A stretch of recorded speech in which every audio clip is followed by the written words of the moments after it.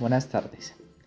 En este momento les voy a presentar acerca de la ecuación general de calor. Empezamos con la transferencia de calor. Esto en la termodinámica trata de la transferencia de energía. No solo se refieren a sistemas que estén en equilibrio, por esto permiten determinar la cantidad de energía requerida para cambiar un sistema de un estado de equilibrio a otro. Pero también sirve para predecir la rapidez con que puedan producirse estos cambios. En la transferencia de calor también se complementa con la primera y la segunda ley de la termodinámica. Esto nos proporciona los métodos de análisis que puedan utilizarse para predecir la velocidad de transmisión. Entonces contamos con tres tipos de transferencia de calor. La primera es conducción. Esta es la forma de transferencia del calor por el contacto. La otra es por convección. Esta es la forma de transferencia del calor por movimiento de materia.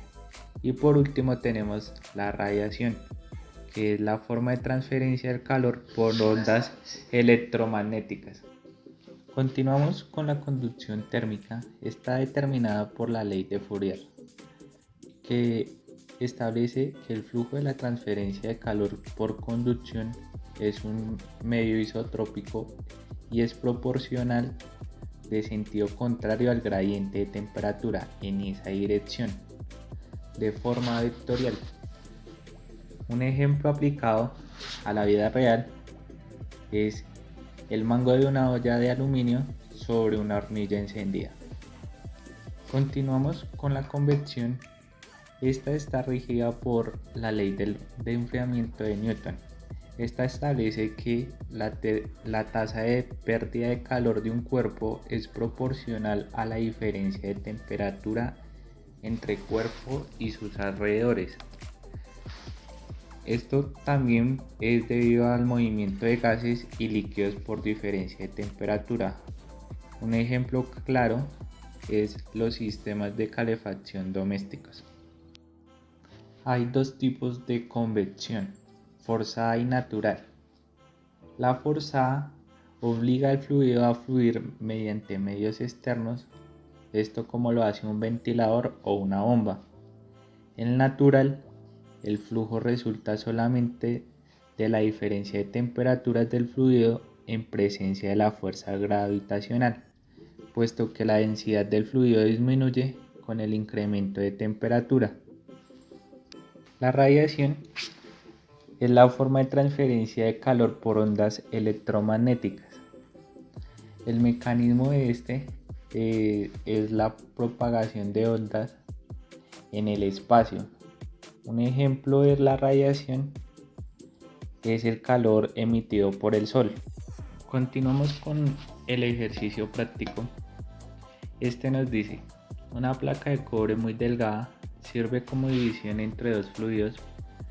Por arriba se tiene aire a 25 grados centígrados que transfiere con el coeficiente convectivo Hc1 igual a 1.2 W M2K. Por abajo hay un líquido a 90 grados centígrados y el coeficiente coefectivo de 145 W sobre metros cuadrados Kelvin. Nos preguntan: ¿cuál es la temperatura superficial del cobre? Y también determinar la tasa de transferencia de calor. Continuamos con nuestro dibujo representativo.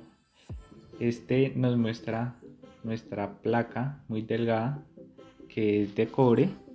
Entonces, como podemos observar, por la parte de arriba tenemos el aire y por la parte de abajo el fluido.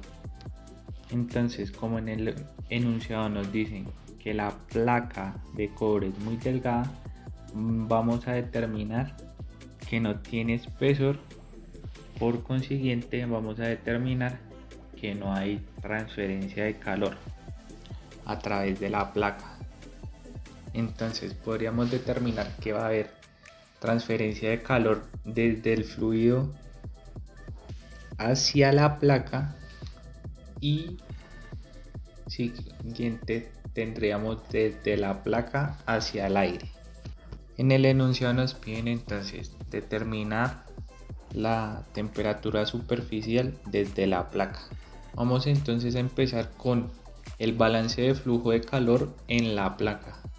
Entonces, esto significa que vamos a empezar con la convección que entra igual es a la convección que sale. Entonces, el calor convectivo va a ser igual a la convección. Entonces decimos que el calor de convección va a ser igual al coeficiente de convección por el área multiplicado por la temperatura saliente menos la temperatura del ambiente. Tenemos entonces la convección 1 va a ser a la convección 2, que la convección 1 sería del fluido hacia la placa y este resultado lo multiplicamos por la convección 2, que es el resultado del aire. Aquí nos muestra las dos formas para hallar la convección 1, que es la del fluido, como lo podemos observar en la parte de abajo, y la convección 2, que está en la parte de abajo, para poder sustituir estos valores.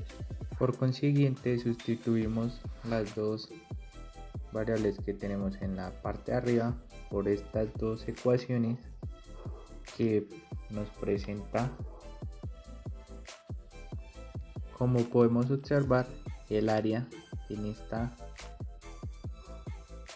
está en las dos partes, por lo tanto las eliminamos.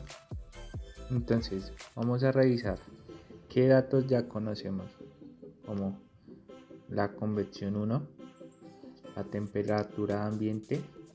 También conocemos la temperatura a la que se encuentra el fluido, y la única que tenemos que encontrar es la temperatura superficial. Luego de esto tenemos, por un proceso algebraico, ya la temperatura superficial.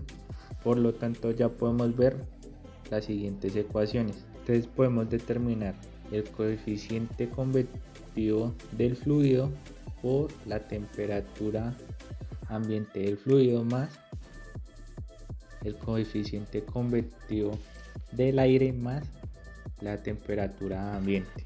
Esto sobre el coeficiente convectivo del aire y del fluido. Ya sustituyendo estos valores como resultado del cobre, y la temperatura superficial es igual a 85.031 grados Celsius. Ya con esto nos queda determinar el punto E, que es la tasa de transferencia de calor. Entonces, para hallar, empezamos por la unidad de superficie. Entonces pasamos el área sobre el flujo de calor. Entonces nos quedaría como flujo de calor de 2'. Esto es igual al coeficiente convectivo del fluido sobre la temperatura ambiente del fluido menos la temperatura superficial. Y ya sustituyendo estos valores, podemos saber nuestro flujo de calor, o mejor, la tasa de transferencia de calor por la unidad de superficie, que esto como resultado es 720.3 watts sobre metros cuadrados. Ya con esto finalizamos este video de ecuación general de calor para la asignatura de transferencia de calor. Muchas gracias. Buenas noches.